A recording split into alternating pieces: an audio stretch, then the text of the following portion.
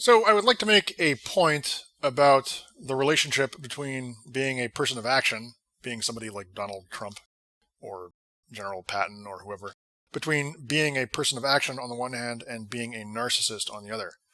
So I made an audio about this a little while ago, and some new points occurred to me. So it's generally believed that these people are supreme narcissists. This being why they are able to turn the world into something that fits their fantasies. So this being why they are able to put their stamp on the world. And actually, I now realize it's the exact opposite. Okay, so as I've said many times in my previous podcasts, I was a professor, I was a thinker, I was a writer, and my attitude towards reality, my stance, my posture with respect to it was that of a contemplator. At least that was the healthy side of my stance with respect to it. And the unhealthy side of that same stance was that I was a dreamer as opposed to a doer. And I've had to change that, and I've just begun the process of actually changing it. I've not gone very far, but I have taken the first few steps. I've taken small steps, but small but real steps. And what I've found as I've begun to enter the world and kind of convert, and as I've just begun the process of actualizing what were previously just sort of fantasies or dreams of mine, as I've just begun that process of converting the ideal into the actual, of converting my hopes for myself or my wishes into actualities. And again, I stress I've just begun this process.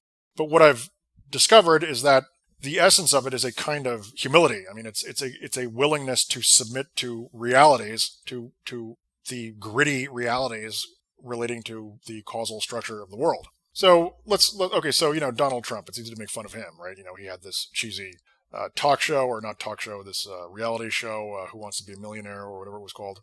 And it's easy to make fun of him. Okay, but the truth of the matter is that we all want to be stars. We all want to be on TV, or at least we all want to.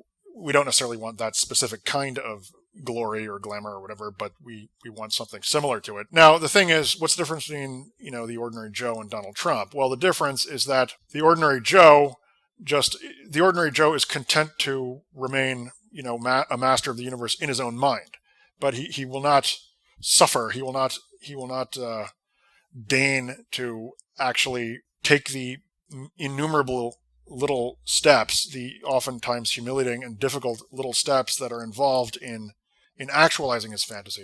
By contrast, the person of action who actually makes any progress in the way of actualizing his fantasies, that person is willing to endure all of that. That person is willing to submit to reality, to deal with reality as it actually is. So if you've ever spoken to a homeless person on the bus, and I do this just because I'm the kind of person I'm utterly interested in people. And every single time this is when I was younger, but every time I had occasion to, wait for the bus with some homeless guy or some indigent or whatever, every single time they told me how they were valedictorian of MIT, or how they were some giant who, they were enormously condescending, actually, and when they weren't totally insane, and even then they were condescending. And the lower they were, the more they were, a big man or a big woman in their dreams, and the more insufferable they were. And and certainly there was a period. So there was a period when I was really, really kind of doing something, and when I was after a fashion a part of the world. I mean, in my professory way, but still. And then there was a kind of intermediate period when I wasn't really anything. And during that period, I didn't realize this at the time. I was blind, but during that period, I was a master of the universe. I could do no wrong. And then the thing is that in order to now, in terms of my outward behavior, you probably would have seen me as an utterly normal guy, but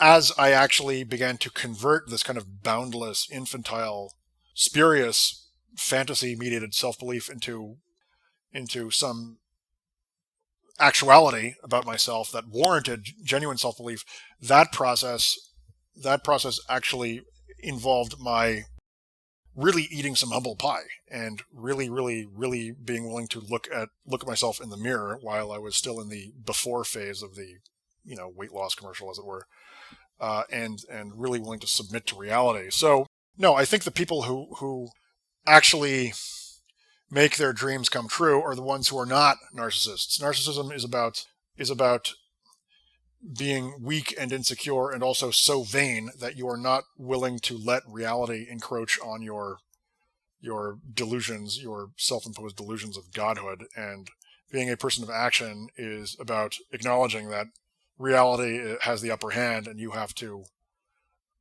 operate on its terms. So there is a kind of non-narcissism in